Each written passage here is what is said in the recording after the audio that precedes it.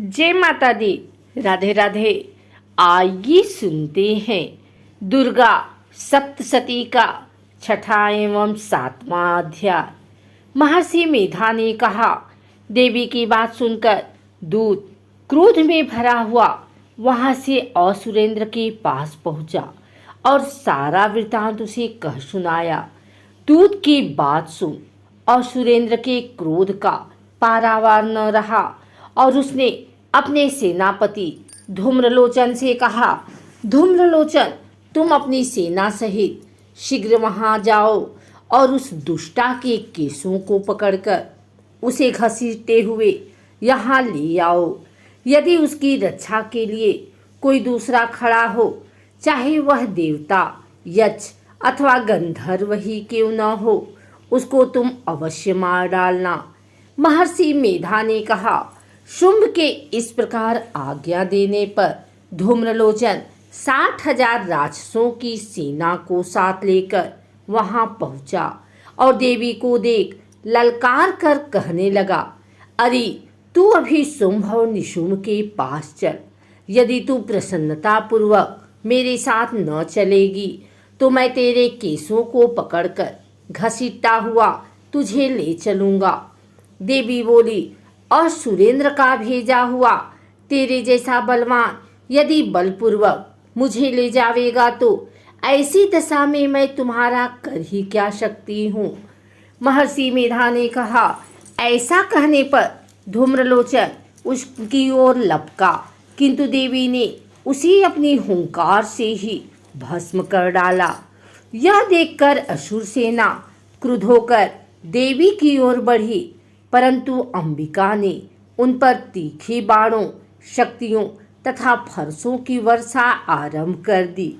इतने में देवी का वाहन भी अपनी ग्रीवा के बालों को झटकता हुआ और बड़ा भारी शब्द करता हुआ असुर सेना में कूद पड़ा। उसने कई असुर को अपने पंजों से, कई को अपने जबड़ों से और कई को धरती पर पटक कर अपनी डाढ़ों से घायल करके मार डाला। उसने कई असुरों के अपने नख से पीठ फाड़ डाले और कई असुरों का तो केवल थप्पड़ मारकर सिर धड़ से अलग कर दिया।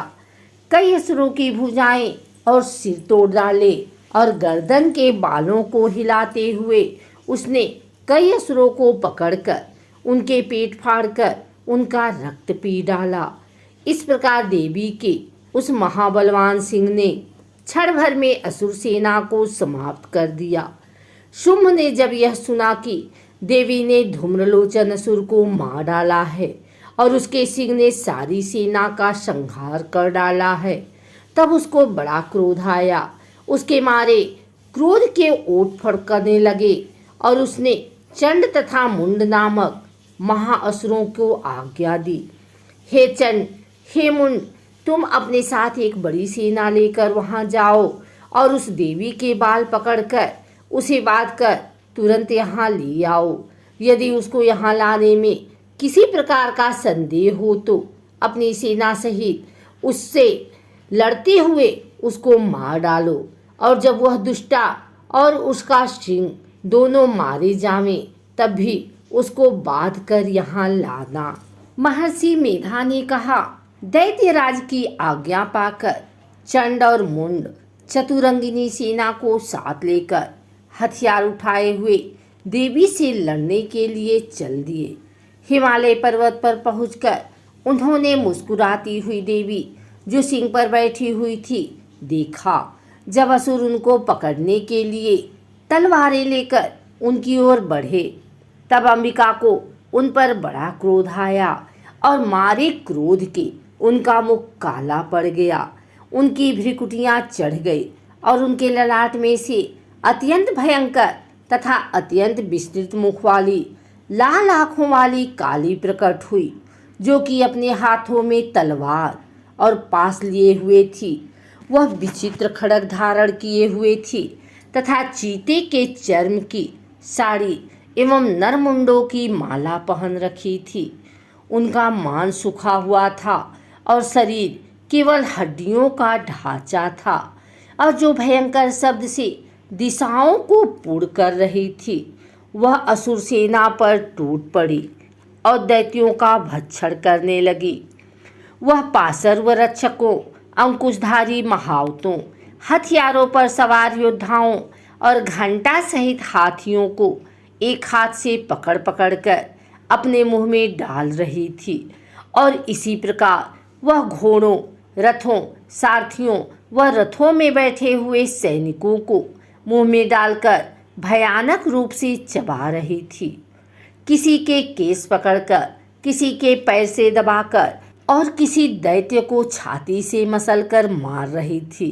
वह दैत्य के छोड़े हुए बड़े बड़े अस्त्र शस्त्रों के मुंह में पकड़कर और क्रोध में भरकर उनको दांतों से पीस रही थी।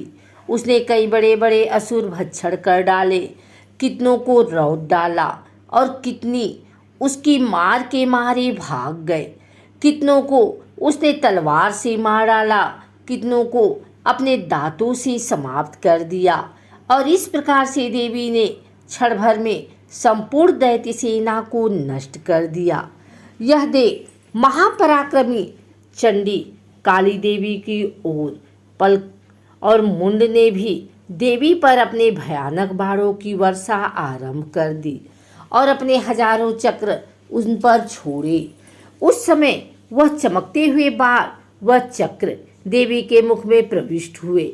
इस प्रकार दिख रहे थे जैसे मानो बहुत से सूर्य मेघों की घटा में प्रविष्ट हो रहे हों। इसके पश्चात भयंकर शब्द के साथ काली ने अत्यंत जोश में भरकर विकट अट्टहास किया। उनका भयंकर मुख देखा नहीं जाता था।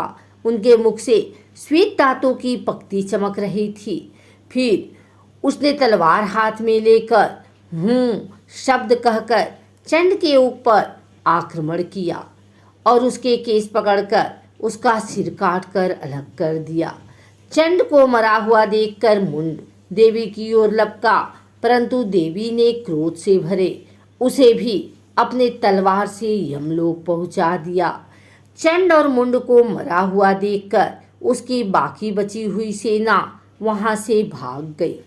इसके पश्चात काली चंड और मुंड के कटे हुए सिरों को लेकर चंडिका के पास गई और प्रचंड अट्टहास के साथ कहने लगी, हे देवी, चंड और मुंड दो महादैत्यों को मारकर तुम्हें भेंट कर दिया है।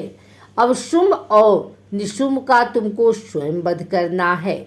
महर्षि मेधा ने कहा, वहां लाए हुए चंड और मुंड के सिरों को देखकर कल्याणकाई चंडी ने काली से मधुर वाणी में कहा, हे देवी, तुम चूंकि चंड और मुंड को मेरे पास लेकर आई हो, अतः संसार में चामुंडा के नाम से तुम्हारी ख्याति होगी।